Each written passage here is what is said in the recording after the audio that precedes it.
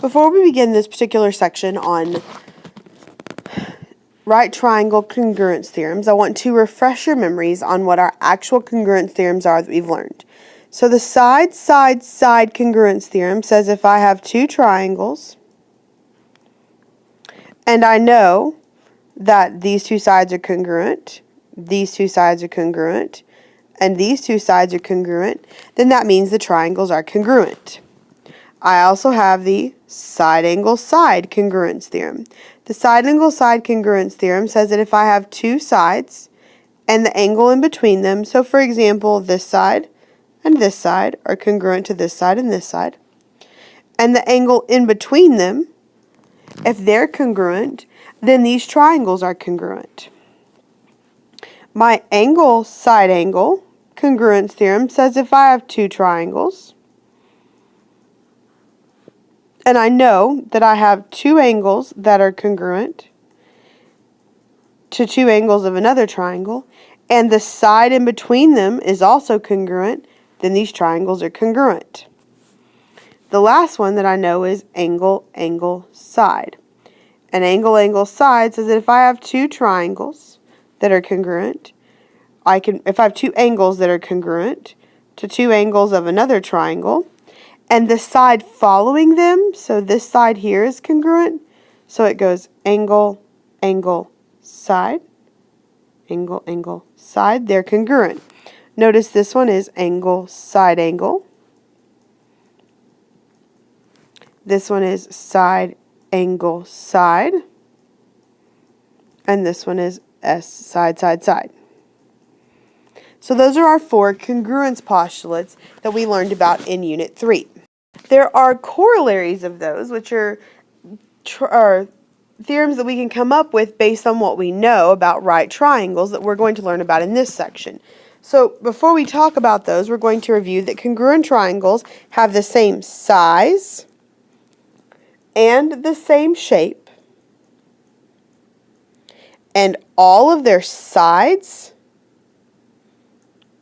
and angles are equal. So the first of our congruence right triangle theorems is the HL theorem. The H and the L in the HL theorem stands for the hypotenuse and leg. The HL theorem says that if the hypotenuse and leg of one triangle are congruent to the hypotenuse and leg of another triangle, then the triangles are congruent. So to give you a picture of this, this is saying if I have two triangles that I know are in fact right triangles, and I know the hypotenuse, that's the important one, is congruent, or the hypotenuses are congruent, and one leg is congruent to one leg of the other one, then they are going to be congruent right triangles. The next theorem I have is the leg-leg theorem. So the L's in the leg-leg theorem stand for leg.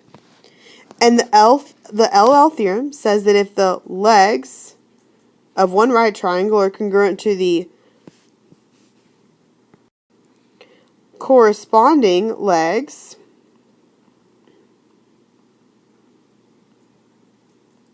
of another right triangle, then the triangles are congruent.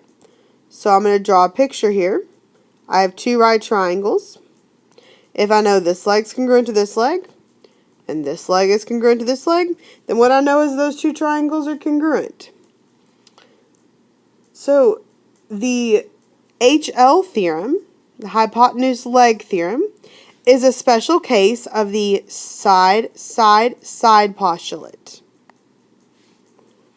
The leg theorem is a special case of the side postulate and the side angle side postulate. Okay, so the leg theorem is a special case of the side and the side angle side postulate. The H and the A in the HA theorem stand for hypotenuse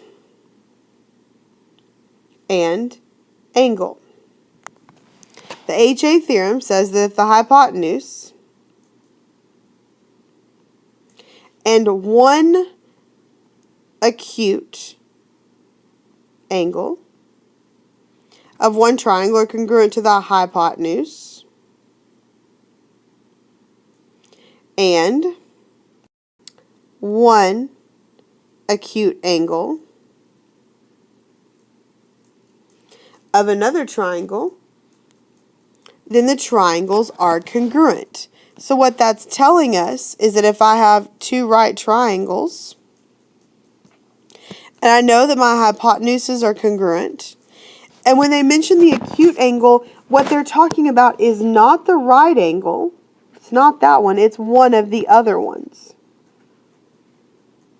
So one angle, not the right angle. That's important. It's not the right angle. And the hypotenuse are congruent, then the triangles are congruent. So the LA theorem stands for leg and angle. The LA theorem states that if a leg and one acute angle of one triangle are congruent to the corresponding leg and one acute angle of another right triangle, then the triangles are congruent. Giving you a picture of that, so if I were to have two triangles,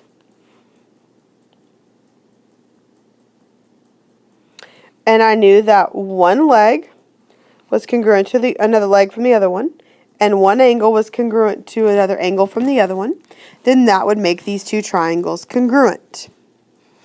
It doesn't ask you for this, but I want you to write this down, that the LA is a special case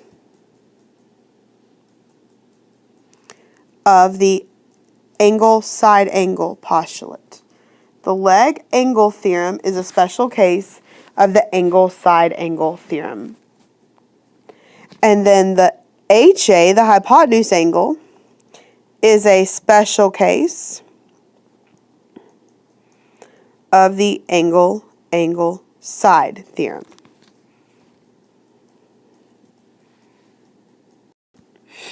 Now, going back to what it says about on page 18, 19, and 21. So page 18 says the distance from a point C to the line AB is the length of the segment from C that is perpendicular to AB.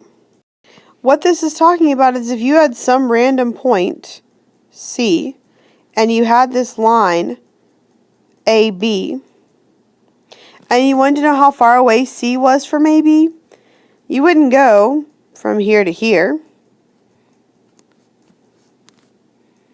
and you wouldn't go from here to here. What you would do is you would go straight down. That's going to be the best way to get there. So this blue line is the distance from C to AB, and it is, in fact, perpendicular. So the next statement says the perpendicular bisector theorem says that if a point is on the perpendicular bisector of a segment, then it is equidistant from the endpoints of the segment. So what that's telling us is if I have a point or a line that's the perpendicular bisector, so they're perpendicular, and we're saying that this pink line splits this blue line in half so that this left half equals this right half. Then what we know is that the distance from the end point to that point on top and the end point to this point on top are the same. So this distance is the same as this distance. Well, notice that what you have now is two right triangles. And that's really what they want you to see, is that this creates, by drawing a perpendicular bisector, you create two right triangles. The last theorem that we're going to talk about is the angle bisector theorem. It says that if a point is on the bisector of an angle, then it is equidistant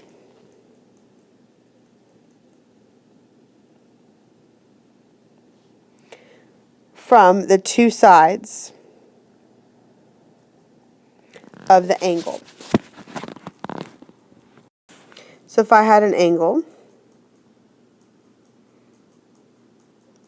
and I bisected it, which means I split it in half, then this point is the same distance from here to here as it is from here to here.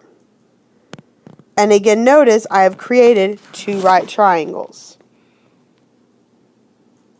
And those two right triangles are congruent. Looking at some examples, number 1 says which triangle congruence theorem can be used to show the two triangles are congruent. Well, our congruence theorems are HA, hypotenuse angle, LA, leg angle, LL, leg, and HL, hypotenuse leg. So just like we did when we started off with the angle, side angle, the other postulates, we labeled what we were given. Remember that your hypotenuse is always the diagonal. That's the important one. The others are just your legs. So number 1, well, I'm given this side is congruent to this side. They're both legs. And I'm given AC is congruent to DF. They're both legs. So this is the leg postulate. Number 3, I'm given that my hypotenuses are congruent. I'm given that this angle, angle A, is congruent to angle D. So this would be the hypotenuse angle congruence theorem. For number 5, it says, what is the distance from point B to AC? So B is here, AC is here. If I want the distance from B to AC, it's a straight distance. My answer would be 4.3. Number 7 says, what is the distance from point Y to XZ? Well, this is the distance they're wanting me to look for. I don't know what that is, but I do have a right triangle here.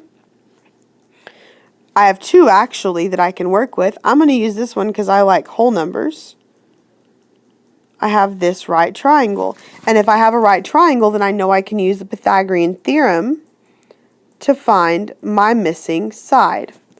I should figure out what I'm given. Well, I know that my hypotenuse is always the diagonal side. It's always C.